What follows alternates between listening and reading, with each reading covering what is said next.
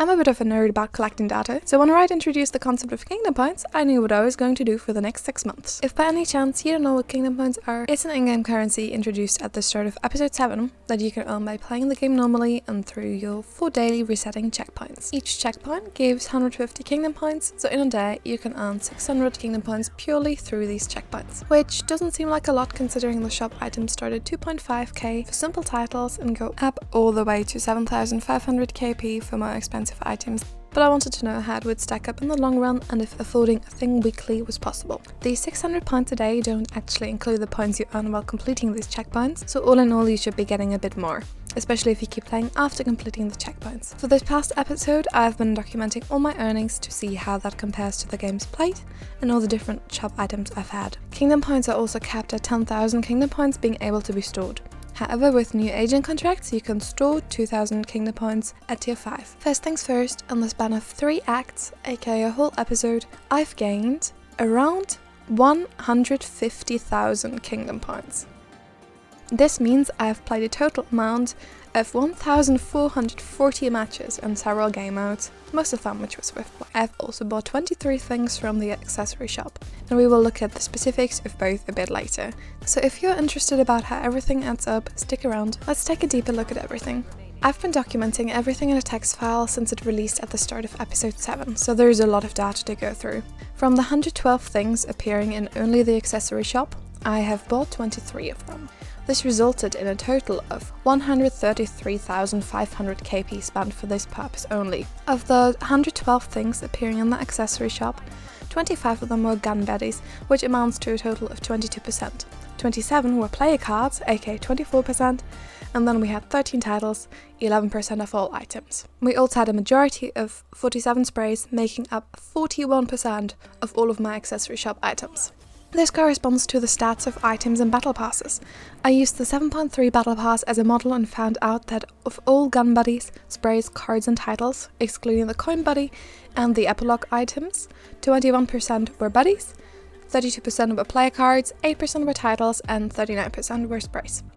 In the background you can see a breakdown of all the items I've ever gotten in the accessory shop organized by weeks, as well as indicators to show if I bought the item or if that item had occurred before in the shop. Of the 23 items I bought, 57% of what I bought were gun buddies, which means I bought 13 gun buddies, 30% were player cards, 7 player cards, 4% were titles, I bought a single title, and 9% were sprays. I bought 2 sprays.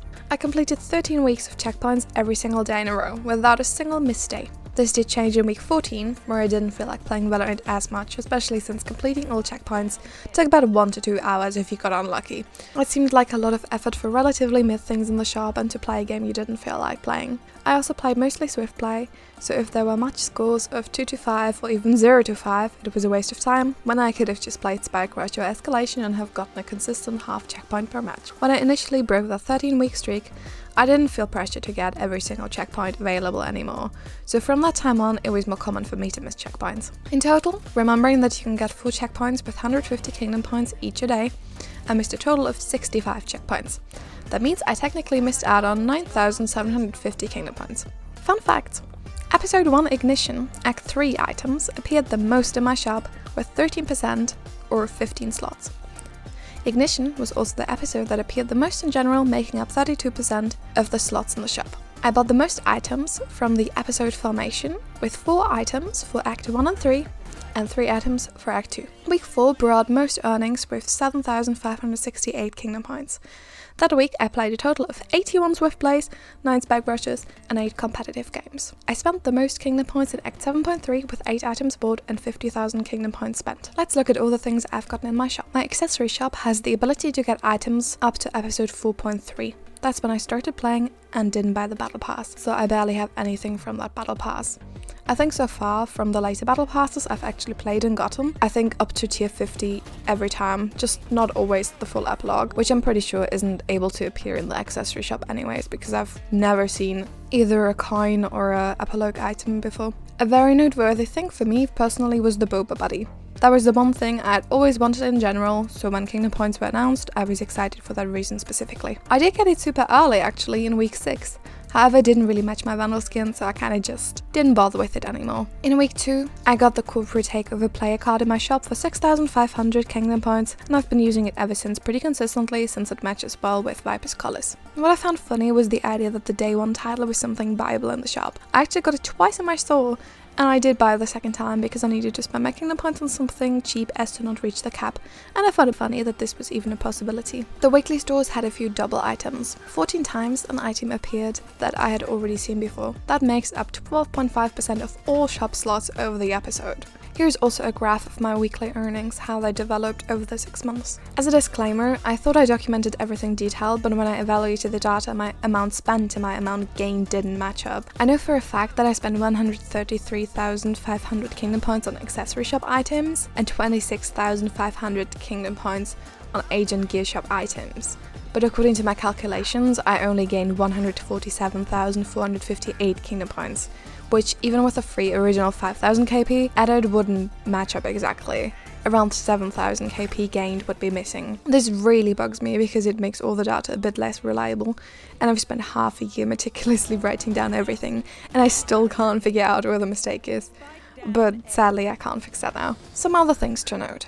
At the end of the episode, 2 times, I noticed getting 300 kingdom points instead of 150 kingdom points for my first checkpoint of the day. I haven't noticed it any other times, but I also didn't pay attention to it, so I don't know how often that happened. A couple times I've went over the 10,000 kingdom point cap on accident, which amounts to about 1,000 kingdom points gained, but not registered on the back. Here is a rough note down of how many games I played.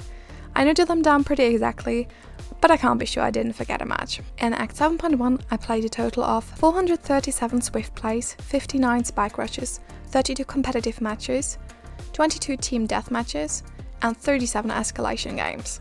In Act 7.2, a total of 273 swift plays, 42 spike rushes, 11 competitive games, 7 escalation matches, 1 death match, and 2 unrated matches.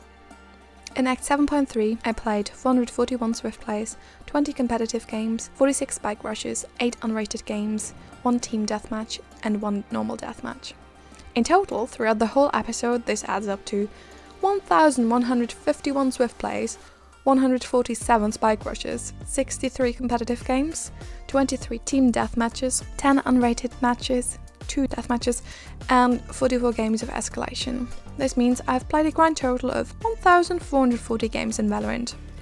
So, do I think after getting about 150,000 kingdom points that the system is worth it? For the aspect of getting access to all battle pass items just by playing for free, I think this is a really nice concept and you clearly get a lot of value out of it. What I don't like is that it came with a trade-off of having to unlock a new agent in the first month with 200,000 XP, or else you either have to buy it with real money or with 8,000 kingdom points. In theory, 8,000 isn't that much, but with a 10k cap, it's practically your whole potential balance. In these 26 weeks, I have not had a single week where I have gotten 8,000 kingdom points in these 7 days. While I already owned all the agents before the system got released and it didn't affect me too much, I don't like the idea of a new player needing to commit all of their gained kingdom points for new agents and completely missing out on all the old battle pass items in the shop, which considering they'd be new, they clearly weren't around for. When in the old system they just needed to activate a contract and over however much time gain XP to unlock agents. It just kind of feels a bit punishing for the people that lack the most agents and past battle pass items. Whereas for veterans with all battle passes and agents, the new system is practically pointless. I guess the system is good for players in between both, like me, but everyone else doesn't really benefit as much. All in all, I think the introduction of kingdom points was a good addition because it gives you an option to get a lot of the old items that you might have not been around for. So in that sense, for me, it was worth it. Let me know what you think about the system now that a whole episode has passed.